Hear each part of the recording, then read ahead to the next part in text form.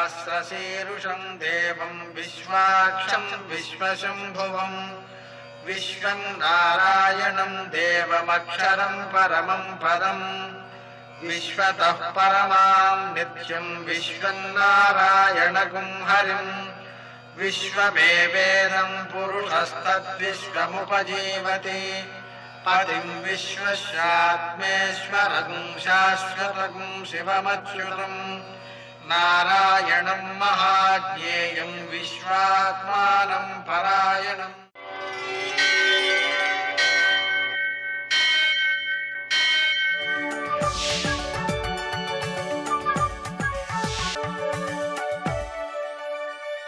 सूर्यशौर्यमथेन्दुरिन्द्रपदवी सन्मङ्गलं मङ्गलम्। श्रीरामचन्द्रश्रितपारिजातः समस्तकल्याणगुणाभिरामः सीतामुखाम्भोरुहचञ्चरीको निरन्तरं मङ्गलमातनोतु। आपदामपहर्तारं दातारं सर्वसम्पदां लोकाभिरामं శ్రీరామం మోక్షదంతం నమామ్యహం. నేటి కాలమాన విశేషాలను గమనిద్దాం. స్వస్తి శ్రీ చాంద్రమాన మన్మథనామ సంవత్సరం ఉత్తరాయణం గ్రీష్మ ఋతువు అధిక ఆషాఢమాసం కృష్ణపక్షం బుధవారం సూర్యోదయం 5:51 సూర్యాస్తమయం 6:51 తిథి సప్తమి మధ్యాహ్నం 2:57 వరకు నక్షత్రం ఉత్తరాభాద్ర సాయంకాలం 4:20 వరకు వర్జం రాత్రి 3:44 నుంచి 5:15 వరకు దుర్ముహూర్తం ఉదయం 11:55 నుంచి 12:47 వరకు అమృతకాలం ఉదయం 11:49 నుంచి 1:19 వరకు రాహుకాలం బుధవారం కాబట్టి మధ్యాహ్నం 12 నుంచి 1:30 వరకు అష్టకవర్గు రీత్యా శుభప్రదమైన సమయం ఉదయం 11:30 గంటలకు. నేటి విశేషం బుధవారం. అలాగే ఈరోజు రుద్ర సావరణి మన్వాది అలాగే ధర్మ సావరణి మన్వాది అనే మన్వాదులు 2 ఉన్నాయి. అయితే ఇది అధిక మాసం. అధిక మాసంలో కూడా ఈ మన్వాదులను ఆచరించాలి అనేది శాస్త్ర నియమం కావడం వల్ల ఈ రుద్రసావరణి ధర్మసావరణిక మన్వాదులు ఏవైతే ఉన్నాయో వాటి ప్రయుక్తంగా మనం పితరులను పూజించాలి, వారి నిమిత్తమై దానాధికం చేయాలి. ఆ విధంగా చేయడం ద్వారా సత్సంతానం అభివృద్ధి చెందడం, కలిగిన సంతానం కూడా సజ్జనులుగా రూపొంది మనకు ఆనందాన్ని ఇవ్వడం మొదలైనటువంటి ఆ పెద్దల యొక్క ఆశీస్సులకు అది బాగా ఉపకరిస్తుంది. ఇంకా విశేషించి ఈరోజు ఉండేటువంటి దుర్ముహూర్తం 11:55 నుంచి 12:47 వరకు ఉంది. అమృతకాలం 11:49 నుంచి 1:19 వరకు ఉంది. అయితే మనకు మళ్ళీ రాహుకాలం కూడా మధ్యాహ్నం 12 నుంచి 1:30 వరకు ఉన్న మీదట అమృతకాలంలో మనకి మంచి సమయంగా మిగిలినది ఒక 6 నిమిషాలు మాత్రమే. అంటే ఉదయం 11:49 నుంచి 55 వరకు ఉన్న ఆ కొద్ది సమయాన్నే ఔషధ సేకరణకు స్వీకరణకు వినియోగించుకోవాలన్నమాట. తర్వాతంతా సమయం దుర్ముహూర్తంతో రాహుకాలంతో ప్రక్షిప్తమైపోయింది. అందువలన మనకు ముందు ఉన్న 6 నిమిషాలే శ్రేయస్సుకి ఉపకరిస్తాయి. నేటి ఆణిముత్యాలు.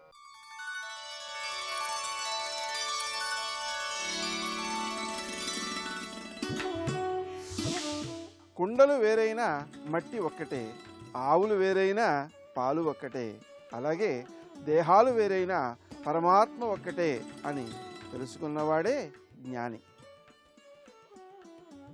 నాకు చెందాలి అనే పట్టుదలతో చేసే సాధన ప్రమోదాన్నిస్తుంది, నాకు మాత్రమే చెందాలనే పట్టుదల ప్రమాదభరితమైనది.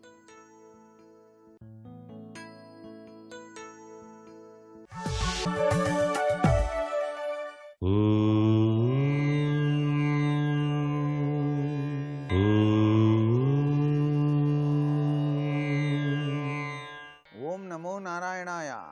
ఓం నమః శివాయ. శ్రీమాత్రే నమః. గణేశునికి సిద్ధి బుద్ధి అనేటువంటి ఇరువురు భార్యలు ఉన్నారా అని చెప్పేసి అందరికీ అనుమానం. ఒక విధంగా ఆలోచన చేసినట్లయితే స్వామి తప్పనిసరిగా బ్రహ్మచారే. ఈ సిద్ధి బుద్ధి అనేటువంటివి ఆయన యొక్క ఆకృతి అవతార స్వరూపరీత్యా విశాలవంతమైనటువంటి చెవులు చాటకు నిదర్శనం, మంచిని తీసుకొని చెడుని వదిలేయండి అని చెప్పటం ఆ యొక్క విఘ్నేశ్వర తత్వంలో దాగిన పరమార్థం. చాటలో బియ్యాన్ని పోసి మనం గనక ఇలా అన్నప్పుడు మంచి బియ్యం ఎలా ముందరగా వస్తుందో ఆ విధంగా మంచిని గ్రహించమని. స్వామివారి తొండం కుడివైపుకు తిరిగి ఉంటుంది. అది కుండలిని శక్తి నిదర్శనంగా, నిశితమైనటువంటి జ్ఞాన దృష్టికి నిదర్శనంగా చెప్పడం జరుగుతోంది. కళ్ళు చిన్నవి స్వామివారివి. అంత చిన్న కళ్ళు అయినప్పటికీ కూడాను చిన్ని గుండు పిన్ను కింద పడ్డా దాన్ని గ్రహించగల సమర్థత ఆ కంటిలో ఉన్నది. అందుకే జ్ఞాన నేత్రతత్వం స్వామివారిది. ఇలా స్వామివారి ఆకృతి రీత్యా ఎవరైతే బుద్ధిని పెంచుకొని సిద్ధింపజేసుకుంటారో వారికి అనుగ్రహ కటాక్ష వీక్షణాలు వస్తాయి. అందుచేతనే సిద్ధి బుద్ధి అనేటువంటి ఇరువురు భార్యలు ఉన్నారు ఆయనకి అని చెప్పేసి చెప్పడం జరిగింది. అయితే గకారప్రియుడైనటువంటి గణేశుని గాయత్రీ మంత్రంతో కూడా ఆరాధన చేయవచ్చు. ఆ గాయత్రీ మహామంత్రంతో ఆరాధన చేసేటువంటి వాళ్ళు గణేశుని ఓం ఏకదంష్ట్రాయ విద్మహే వక్రతుండాయ ధీమహి తన్నో బుద్ధి ప్రచోదయాత్ అని చెప్పేసి ధ్యానం చేసుకోవచ్చు. ఆ మంత్రాన్ని ఎవరైతే నిష్ఠగా ప్రతినిత్యం కూడాను పఠిస్తారో వారికి సిద్ధి బుద్ధితో కూడినటువంటి వినాయక లక్షణం సంప్రాప్తమై వారి జీవితాలలో వెలుగు రేఖలు తప్పనిసరిగా ప్రస్ఫుటిస్తాయి అని చెప్పేసి చెప్పవచ్చు. ఆ స్థితిపతి, నిధిపతి, ప్రియపతి అయినటువంటి గణేశునికి గుంజెళ్ళు తీయటం, తరువాత మొట్టికాయలు ముట్టుకోవటం అనేటువంటిది ప్రతినిత్యం కూడా మనం పాటించటం సాంప్రదాయ లక్షణం. మనం దేవాలయానికి వెళ్ళినప్పుడు ఇవి మాత్రం మర్చిపోకూడదు. స్వామివారి దగ్గర గుంజెళ్ళు తీయటం, ఇలా మొట్టికాయలు ముట్టుకోవటం చేసినట్లయితే స్వామివారు సిద్ధిబుద్ధి ప్రదాతగా అనుగ్రహాన్ని ప్రసాదిస్తాడు. సర్వే జనా సుఖినో భవంతు.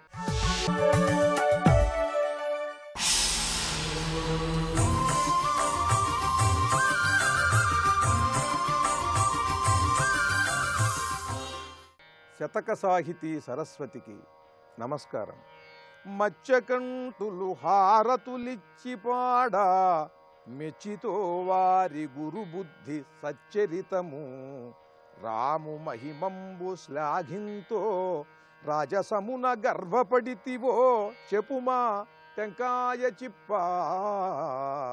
ఓ టెంకాయ చిప్ప, నిన్ను నేను నా చేతిలో పట్టుకుని గ్రామానికి తిరుగుతూ అందరి ఇళ్ల ముందు నిలబడి రామ కార్యార్థం విరాళాలిమ్మని కోరినప్పుడు ఆ రాముని పైన పరమ భక్తితో సాధ్వీమణులైనటువంటి వారందరూ కూడా వచ్చి నీకు బొట్టు పెట్టి నా పాదాలు కడిగి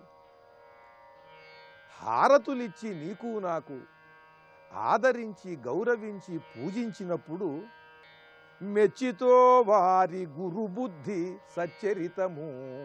అటువంటి ఆ సాధ్వీమణులని చూచి మత్స్యకంఠులు హారతులిచ్చి పాడా ఈ టెంకాయ చిప్ప భిక్షాపాత్రకి బొట్టు పెట్టి, ఈ వాసుదాసస్వామి వారికి బొట్టు పెట్టి, వారి పాదాలు కడిగి పైట చెంగులతో తుడిచి వారి మీద పాటలు పాడితే, శ్రీరాముని మీద పాటలు పాడితే వారి దుద్దులు, ముక్కు పుడకలు, మెడలోని నగలు తీసి అలా ఆ భిక్షాపాత్రలో ఇచ్చేస్తే ఆ సందర్భంలో ఓ టెంకాయ చిప్ప నువ్వు ఏం భావించావు, నువ్వు వాళ్ళని చూసి మెచ్చితో వారి గురుబుద్ధి, వారికి గురువుగారి పట్ల ఉన్నటువంటి భక్తిని చూసి మెచ్చుకున్నావా? అలాగే వారిదైనటువంటి ఉదారమైనటువంటి బుద్ధి, ఆ రాముని కార్యానికి తమ వంతు తాము ఏదైనా చేయాలని సంకల్పించి తమ ఆభరణాలను తీసి ఇచ్చేశారు కదా, వారి గొప్ప బుద్ధి. మెచ్చితో వారి గురుబుద్ధి సచ్చరితము, వాళ్ళ యొక్క స్వచ్ఛమైనటువంటి నడవడికని, వారి వ్యక్తిత్వాన్ని నువ్వు మెచ్చుకున్నావా? అలా కాకుండా రాము మహిమంబు శ్లాఘింతో, ఆహా ఇదంతా కూడా ఆ రాముల వారి మహిమ, ఆయన కార్యం కోసం మేము ఇలా రాగానే వాళ్ళంతటా వాళ్లే వచ్చేసి మాకు హారతులు ఇచ్చి మరీ విరాళాలు ఇచ్చారని రాముల వారి మహిమగా భావిస్తున్నావా? వీళ్ళ సచ్చరిత ఇదంతా, వీళ్ళ గొప్పదనం అని ఈ వీరి యొక్క గొప్పదనం గురించి భావిస్తున్నావా?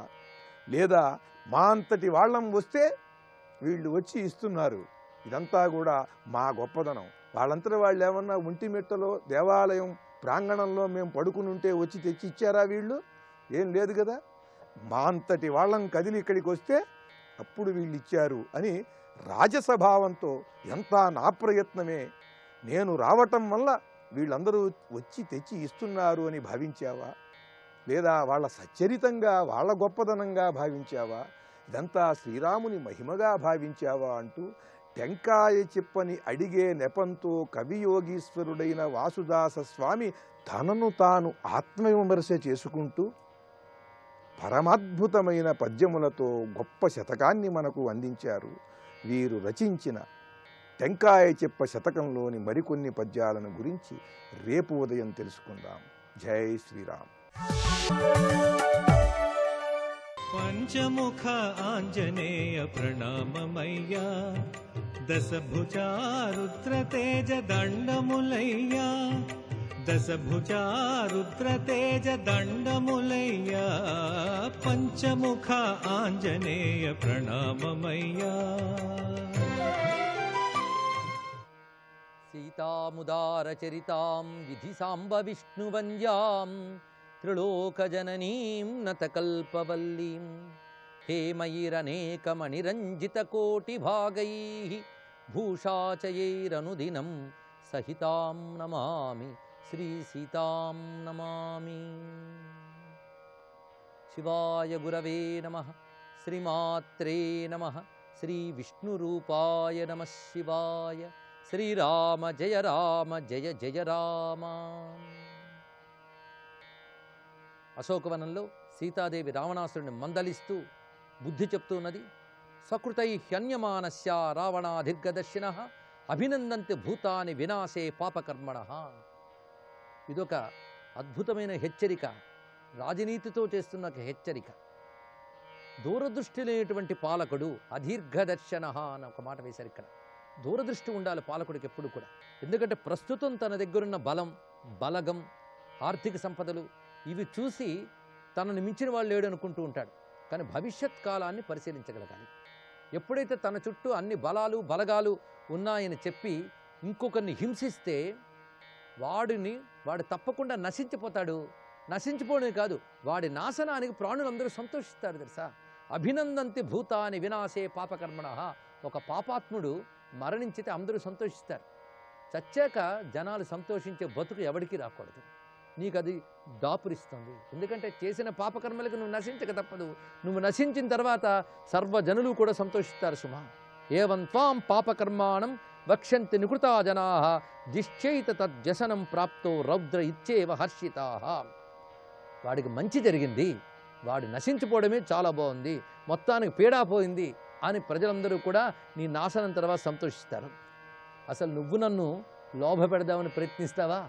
రాజ్యమంతా తీసుకొచ్చి మీ నాన్నకప్ప చెప్తా, నా దగ్గర ఇన్ని సంపదలు ఉన్నాయి, రాజ్యాలు ఉన్నాయి, మీ ఆయనకేముంది, ఇదా నువ్వు మాట్లాడేది? నువ్వు ఎంత ప్రయత్నించినా నీ సంపత్తో కానీ అధికారంతో కానీ నీ యొక్క గొప్పతనాలతో కానీ నన్ను లోభింపజేయలేవు సుమా. ఎంత నువ్వు మాట్లాడినా నేను ప్రలోభాలకు లొంగేదాన్ని కాను. నన్ను నువ్వు రాముడి నుంచి విడదీయలేవు. శక్యా లోభయితుం నాహం ఐశ్వర్యేణ ధనేన వా అనన్యా రాఘవేణాహం భాస్కరేణ ప్రభాయథా.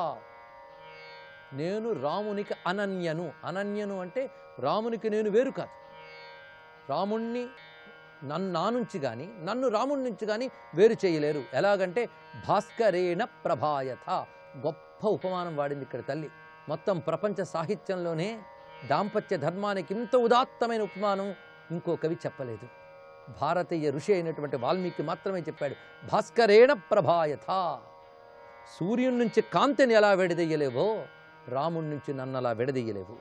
ఉపధాయ భుజంతస్య లోకనాథస్య సత్కృతం కథం నామోపధాస్యామి భుజమన్యస్య కస్యచిత్. ఇంకొకటి భుజబలాన్ని నేను ఆధారం చేసుకుని ఉంటానా? లోకనాథుడైన రాముని భుజాన్ని నేను తలగడగా తీసుకుని విశ్రమించిన దానను, ఇంకోటి భుజాన్ని నేను స్వీకరిస్తానా అన్నది. అంటే ఇక్కడ లోకనాథుడు అనగానే రాముడు జగన్నాథుడు. ఆయన భుజస్కంధముల మీద సర్వ జగత్తుని భరిస్తున్నాడు. అలాంటి ఆయన భుజముల్ని పట్టుకున్న నాకు మరొక ఆశ్రయమే అక్కర్లేదు. దీనిలో తల్లి తన పవిత్రతని ఎంత నమ్ముకున్నదో రామునిపై అంత విశ్వాసాన్ని ప్రకటిస్తున్నది. అహం ఔపయికీ భార్య తస్యైవ వసుధాపతే. ఆ వసుధాపతి అంటే సర్వభూమికి పతి అయినటువంటి ఆ రామచంద్రమూర్తికి నియమింపబడినటువంటి భార్యను నేను. పైగా వ్రతస్నాతస్య విప్రస్య విద్యేవ విదితాత్మనః, ఒక చక్కగా వ్రతస్నాతుడైన వాడు అంటే నియమబద్ధుడైనటువంటి ఒక సచ్చీలుడిని విద్య ఎలా వదలకుండా ఉంటుందో ఆ విధంగా రామచంద్రమూర్తిని వదలకుండా ఉన్నదాన్ని నేను. సాధు రావణ రామేణ మాం సమానయదు కితాం, నీకు మేలు కలగాలి అంటే నన్ను రామచంద్రమూర్తికి అప్పగించు. ఇక్కడ ఆడేటప్పుడు బతిమాలలే తల్లి మాటల్లో గమనించాలి. ఎలాగోలాగా అప్పచెప్పివా, నన్ను రక్షించవా, నీకు పుణ్యం ఉంటుంది, ఇలాంటి మాటలు ఏమీ అనలేదు. ఎంత ధైర్యంగా ఉంటుంది. నీకు బాగుపడే యోగం ఉంటే రామేణ మాం సమానయ, రామునితో నన్ను కలుపు. వనే వాసితయా సార్థం కరేణ్వేవ గజాధిపం, ఒక ఆడ ఏనుగుని దాని భర్త అయిన గజరాజుతో చేర్చినట్లుగా నన్ను రాముని వద్దకు చేర్చు. మిత్రమౌపయికం కర్తుం రామస్థానం పరీప్సత, రాముడితో స్నేహం చేసుకో. ఎందుకంటే పురుషర్షభ, అతడు పురుషశ్రేష్ఠుడు. అంతేకాదు స్నేహం కాదు, ఆయన కాళ్ళు పట్టుకో, ఆయన తప్పకుండా అనుగ్రహిస్తాడు. విదిత సహి ధర్మజ్ఞ శరణాగత వత్సల.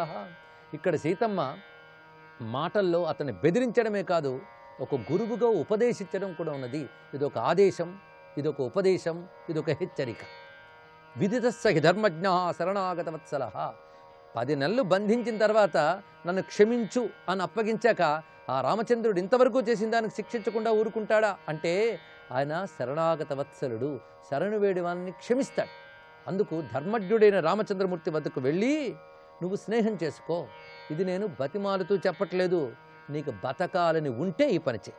తేన మైత్రీ భవతుతే యది జీవితుమిచ్చసి ప్రసాదయస్వత్వం చైనం శరణాగత వత్సలం. 2 మార్లు శరణాగత వత్సల అనే మాట చెప్పింది. ఇది సాధారణంగా దేవత పట్ల వాడవలసిన పదం. రామచంద్రమూర్తి సాక్షాత్ దైవం అనడానికి ఈ మాటలు చాలు. అందుకు ప్రయతో భూత్వా, నువ్వు జితేంద్రియుడివై నిర్మలమైన మనస్సుతో నన్ను రామచంద్రమూర్తికి అప్పగించు. ఏవం హితే భవేత్ స్వస్తి సంప్రదాయ రఘుత్తమే, అప్పుడు మాత్రమే నీకు స్వస్తి అగుతుంది సుమా. స్వస్తి అంటే శుభము. అన్యథాత్వం హి కుర్వాణో వధం ప్రాప్స్యసి రావణ, ఇంకోలా చేసేవా మరణిస్తావు, జాగ్రత్త. ఇంత గట్టిగా మాట్లాడుతున్నది. ఇదిగో నువ్వు గాని నేను చెప్పిన మాట వినకపోతే రాముని యొక్క ధనుష్ఠంకార ధ్వని వింటావు, జాగ్రత్త. ఇహ శీఘ్రం సుపర్వాణో జ్వలితాశ్చ ఇవోరగా ఇషవో నిపతిష్యంతి రామలక్ష్మణ లక్షణా. అతి త్వరలోనే నీ లంకానగరంపై, నీపై, నీ కులంపై రామలక్ష్మణులు గురుతులు ఉన్నటువంటి బాణములు వచ్చి వాలతాయి. అవి దగ్ధం చేస్తాయి మొత్తం నీ లంకానగరాన్ని. ఇక్కడ రామలక్ష్మణులు గురుతులు అనే మాటలో ఆ బాణాల మీద రామలక్ష్మణుల పేర్లు చెక్కు ఉంటాయా? ఏమిటి ఇందులో అంతరార్థం అంటే రామలక్ష్మణులు వేసిన బాణాలకు ప్రత్యేకత ఉంది, ఇంకెవరు అలా వేయలేరు. అందుకే రామలక్ష్మణులు మాత్రమే వేయగలరు. ఆ బాణం వచ్చే తీరు బట్టి ఇది రామలక్ష్మణులు ప్రయోగించారు అని తెలుస్తుంది. అటువంటి ఒక ప్రత్యేకమైన రామలక్ష్మణ బాణములు లంకానగరాన్ని తగలబెడతాయి, జాగ్రత్త. రక్షాంసి పరినిఘ్నంతః పుర్యామస్యాం సమంతతః, మొత్తం నీ నగరంలో ఉన్నటువంటి రాక్షసులందరూ కూడా బాణాలకి ఆహుతులవుతారు. అపనేష్యతి మాం భర్త, నువ్వు గాని అప్పగించకపోతే ఆయనే తీసుకెళ్తాడు నన్ను అని. అంతేగా నువ్వు ఇప్పుడు అప్పగించకపోయినంత మాత్రాన నేను ఇక్కడ బంధితురాలని ఉంటా అనుకున్నావా? ఆ రామచంద్రమూర్తి తన యొక్క బాణముల్ని పంపించి లంకా నగరాన్ని తగలబెట్టి వైనతేయ ఇవోరగాన్, గరుత్మంతుడు సర్పముని ఎలా నశింపజేస్తాడో అలాగ మీ రాక్షసులందరినీ సంహరించి రామగరుడో మహాన్, ఆ రామగరుత్మంతుడు రాక్షస సర్పములను నశింపజేస్తాడు సుమా. అలా నశింపజేసి నన్ను తీసుకువెడతాడు. ఎలాగో అంటే అసురేభ్య శ్రియం దీప్తాం విష్ణుస్త్రిభిర్విక్రమై, త్రివిక్రమైన నారాయణుడు తన యొక్క ముల్లోక వ్యాప్తిని చూపించి బలి దగ్గర ఉన్న స్వర్గలక్ష్మిని ఎలా స్వీకరించుకున్నాడో అదేవిధంగా నన్ను చేపడతాడు రామచంద్రమూర్తి. అసలు నువ్వు రాముడు ఉన్నాడా లేదా, అసలు ఏం చేసుకుంటావు రాముడితో, అల్పుడు అని మాట్లాడేవే, అసలు రాముడు ముందు నిలబడ్డానికైనా నీకు చాలుతుందా? జనస్థాని హతస్థాని నిహతే రక్షసాంబలే అశక్తేన త్వయా రక్షా కృతమేతత సాధువై.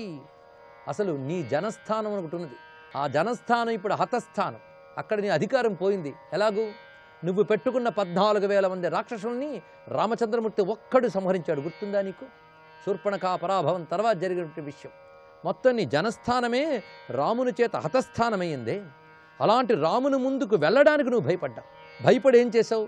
ఆశ్రమంతు తయోశూన్యం ప్రవిశ్వ నరసింహయోహో, నరసింహులైనటువంటి రామలక్ష్మణులు లేని సమయంలో గోచరంగతయోర్భ్రాత్రోహో అపనీతా త్వయా అధమా.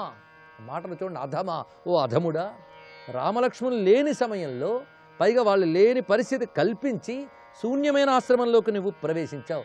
ఇది ఎలా ఉందంటే సింహము యొక్క, పెద్ద పులి యొక్క వాసనే తట్టుకోలేనటువంటి కుక్క ఎలాగ బెదురుతుందో అలాగే రామలక్ష్మణుల వాసన కూడా నువ్వు భరించలేవు సుమా. అందుకు నువ్వు వాళ్ళు లేని సమయం చూసుకుని వచ్చావు. ఎలాగైతే సింహము పులి ఉన్నప్పుడు కుక్క చేరలేదో ఆ విధంగా రామలక్ష్మణునప్పుడు నువ్వు రాలేకపోయావు, వాళ్ళు లేని సమయం చూసి వచ్చావు. అంటే ఇక్కడ రావణ్ణి కుక్కతో పోల్చి చూపిస్తోంది సీతమ్మ. నహి గంధముపాఘ్రాయ రామలక్ష్మణయోస్త్వయ శక్ష్యం సందర్శనే స్థాతం సునా శార్దూలయోరివా. వారి పెద్ద పులులు, నువ్వు సునకానివి. తస్యతే విగ్రహే తాభ్యాం యుగగ్రహణమస్థిరం. అలాంటి మహాబలశాలులైనటువంటి రామచంద్రమూర్తిని నువ్వు జయిస్తాననుకుంటావా? క్షిప్రం తవ సనాథో మే రామ సౌమిత్రినా సహా. అతి త్వరలోనే లక్ష్మణ సహితుడైన రామచంద్రమూర్తి నీ యొక్క, నీ వారి యొక్క ప్రాణాలని మొత్తం పానం చేస్తాడు సుమా. అది ఎలాగూ అంటే తక్కువ నీరున్న జలాశయాన్ని సూర్యభగవానుడు ఎలాగ ఎండగడతాడో అలాగా మీరిప్పుడు అల్పాయుష్కులు, మీ ప్రాణాలు అతి త్వరలోనే నశిస్తాయి అని మాట్లాడింది తల్లి. అలా మాట్లాడిన అమ్మ మాటలకి ఒక్కసారి బెదిరిపోయాడు రావణాసురుడు.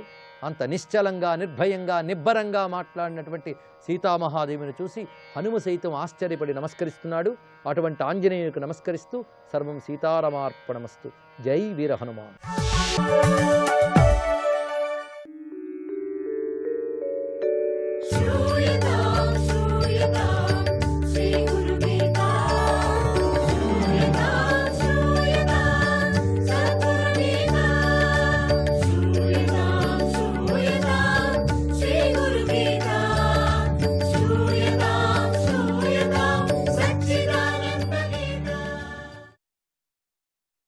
జై గురుదత్త.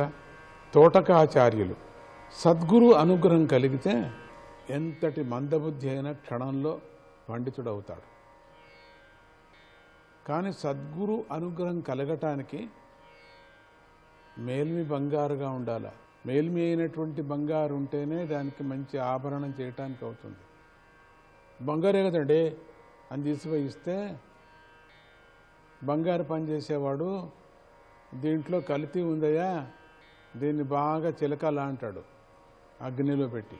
అందుకని ఎటువంటి సద్గురు అనుగ్రహం కలిగితే, అనుగ్రహము అనేటువంటిది పరీక్ష. ఏదో అనుగ్రహించండి, ఒక్క మీ అనుగ్రహం అయిపోతే అంటే అనుగ్రహం కావాలా నీకు, కాచుకో ఈ రోజు నుంచి పరీక్షలు ఉంటారు. అనుగ్రహం అనుగ్రహం అంటే ఏదో ఊరికే అట్లా అనేసి ఇచ్చేయటం, ఏదో గుమ్మడికాయ అనుకున్నారు. అనుగ్రహం ఇచ్చేసానంటే ఏదో గుమ్మడికాయ, ఇంతలా గుమ్మడికాయ ఇవ్వలేదు నాకు అని. అనుగ్రహం అంటే ఈ రోజు నుంచి నీ జీవితంలో పరీక్ష మొదలైంది అని. 1 year కావచ్చు, 10 ఏళ్ళు కావచ్చు, జన్మంతా కావచ్చు, నెక్స్ట్ జన్మలో కూడా కావచ్చు. అది అనుగ్రహం. అది కూడా మనం అడ్మిట్ కూడా కావాలేమే. మనం పేరు చెప్పుకున్నాం అంతే. అనుగ్రహం ఎందుకు కథల్లో వచ్చింది కాబట్టి, ఉదాహరణలు మనకు వచ్చాయి, దండిగా ఉన్నాయి కాబట్టి ఆ సద్గురు అనుగ్రహం అని చెప్పుకుంటున్నాం అంతే. భక్తి కలిగితే ఏమండి, ఎంతసేపు అండి. సద్గురు అందు కృప ఉంటే ఎంతసేపు అండి, మనకు అన్నీ సరిపోతాయి. ఇచ్చేసేమని చెప్పండి ఊరికే, ఎందుకు ఊరికే. 2 రోజుల నుంచి కాచుకున్నాను, అనుగ్రహం ఇచ్చాను అన్నట్టుగా ఉంది. అనుగ్రహం అంటే ఏమని కానీ పుల్లనాది అనుగ్రహం ఇవ్వటానికి. బెల్లమా? అది కూడా ఎవరు బెల్లం కూడా ఊరూరికేరు. సద్గురు అనుగ్రహం కలిగితే ఎంతటి మందబుద్ధి అయినా క్షణంలో పండితుడు అవుతాడు, నిజమే. కానీ ఆ పండితుడు కావటానికి ఆ విద్యార్థి కొన్ని లక్షణాలు పొందాలి కదా. వాడు జ్ఞానవంతుడు కూడా అవుతాడు, నిజమే. భక్తితో గురువును సేవించి ఆ అనుగ్రహాన్ని పొందటమే శిష్యుడి యొక్క కర్తవ్యం అన్నారు. అంతేగాని అదంతా లేకపోయినా 1 సెకండ్లో, 1 నిమిషంలో, 1 రోజులో, 1 నెలలో, 1 సంవత్సరంలో సద్గురునే నమ్ముకున్నానండి అంటే అవుతుందా? ఇవన్నీ ఒట్టి నాటకాలు ఎందుకు ఆడతారు మీరు? మార్గదర్శనం చెప్తున్నారు, ఇట్లా ఇట్లా ఉండండి, ఇట్లా ఉండండి అని. ఆచరించండి అంతే, అదే అనుగ్రహం. దాని రిజల్టే లేదు. అనుగ్రహం అనేది కూడా నీకు మార్గదర్శనం చెప్పడం కూడా ఒక అనుగ్రహమే కదా. ఈ ఉపాసన చెయ్యి, ఇట్లా ఉండు, దీన్ని చదువు. శంకరాచార్యులు ఆయనకు 4 ప్రధాన శిష్యుల్లో ఒకరైన తోటకాచార్యుల కథ ఈ విషయాన్ని తెలియజేస్తుంది. గురువక్త్ర స్థిత విద్యా ప్రాప్యతే తత్ప్రసాదతః తస్మాత్తం దేశికం ధ్యాయేత్ యథాయోషిత్ ప్రియం స్వకం. శంకర భగవత్పాదుల వద్ద అనేక మంది శిష్యులు, ఆ శిష్యులు విద్యను అభ్యసిస్తూ ఉండేవారు. ఎంతోమంది శిష్యులు, రకరకాల వాళ్ళు. గిరి అనే బాలుడు కూడా శంకరుల దగ్గర శిష్యుడిగా చేరారు. గిరిది మందబుద్ధి. గురువుగారు చెప్పే పాఠాలు అతడి మనస్సుకు పట్టేవి కావు. ఏదో ఎక్కడో ధ్యానం, పరధ్యానం, వంట ఇంట్లో తిరుగుబాటు అయిందా లేదా అని ధ్యానం, వంట ఇంట్లో బెల్లి కొట్టారా లేదా అని ధ్యానం, ఈరోజు ఏది కొత్త ఆహారం ఉంటుందో అని ధ్యానం. ఇట్లా ఎప్పుడు ఆ ధ్యానమే కానీ మనస్సు విద్య మీద లేదు. ఏ విషయం కూడా త్వరగా అర్థమయ్యేది కాదు, మందబుద్ధి. అందువల్ల తోటి విద్యార్థులకు ఇతడంటే చులకన భావం కలిగేది. కానీ ఇతనికి అట్లా ఉండేదా? చూస్తాం ముందుకు ఎట్లా ఉంటుంది. మందబుద్ధి అంటే ఎట్లా మందబుద్ధి, ఏ విధమైన మందబుద్ధి? జై గురుదత్త.